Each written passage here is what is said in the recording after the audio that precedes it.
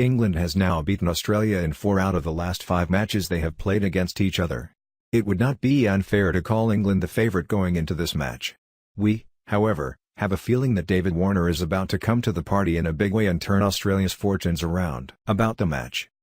Australia was shocked by England's unrelenting attack in the first ODI and watched helplessly as the visitors chased down a record total with absolute ease.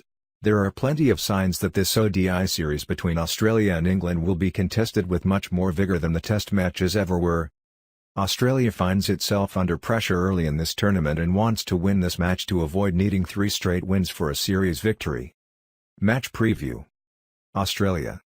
A score of above 300 had never been chased down any side at the McGee, and so Australia can be faulted for thinking that their batsmen had done enough by reaching a total of 304. In hindsight, though, they were at least 40 to 50 runs short of what would have stretched England. Aaron Finch scored an excellent 100, but his strike rate of 89.91 was nothing special. Maybe if the other batsmen around him had provided some impetus, then Finch's innings could be seen as the one holding everything together. The early loss of David Warner, Steve Smith, and Travis Head pulled the Aussies back a bit, but the partnership between Aaron Finch and Mitchell Marsh had set up Australia quite well before the death overs charge. The ODI game seems to be changing around the world, and a lot more urgency needs to be shown throughout the innings. Pressure will mount on the likes of Smith, Head, and even Payne down the order to score much quicker than they have done in the past. The main threat to England will be David Warner. He has had a subdued summer where he has not quite been his dominant self. He needs to set himself free and go after the bowling like he does best. He could be the one batsman to boost totals for Australia from just par to seriously challenging. A look at Australia's bowling figures from the first match shows that all of their bowlers struggled in keeping the runs down. It is imperative to get batsmen like Jason Roy early, otherwise they are going to make you pay. We don't think there is any need for Australia to panic just now, and they should definitely stick with the same lineup for the second match as well. Mitchell Starc, Pat Cummins, and AJ Tye provide pace, variation, and plenty of ODI knowledge to make things difficult for any team. Yes, Jason Roy played an exceptional inning, but that is not going to happen in every match.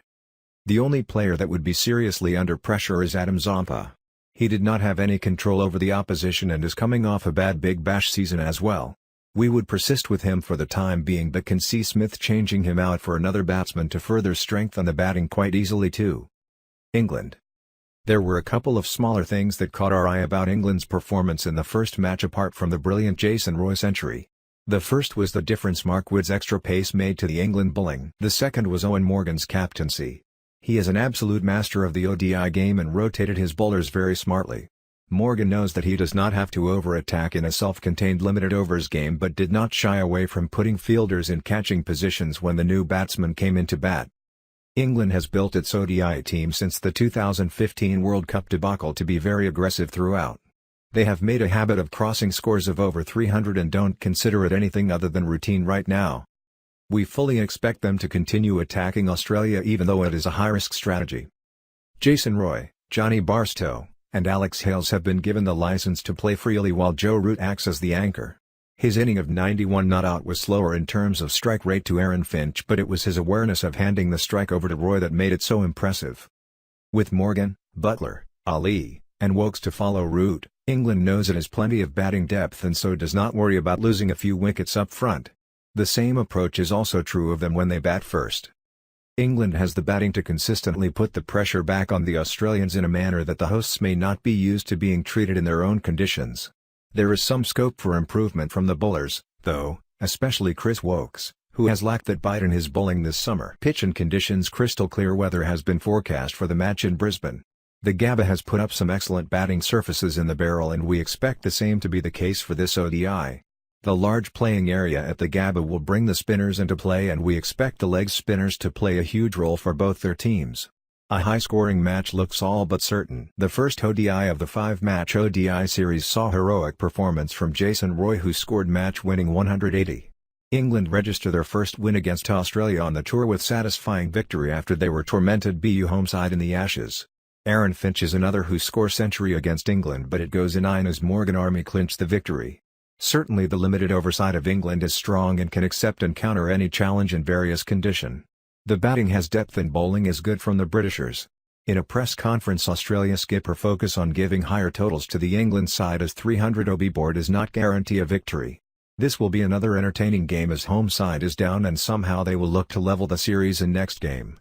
So do vote and comment below on Australia vs England's second ODI match prediction. England probable 11, Alex Hales, Jason Roy, Owen Morgan, Chris Wokes, Joe Root, Moeen Ali, Liam Plunkett, Adil Rashid, David Wiley, Johnny Barstow, Joseph Butler, Vic. Australia probable 11, Steve Smith, C, David Warner, Tim Payne, Vic. Aaron Finch, Cameron White, Josh Hazelwood, Mitchell Stark, Marcus Stoinis, Pat Cummins, Travis Head, Mitchell Marsh,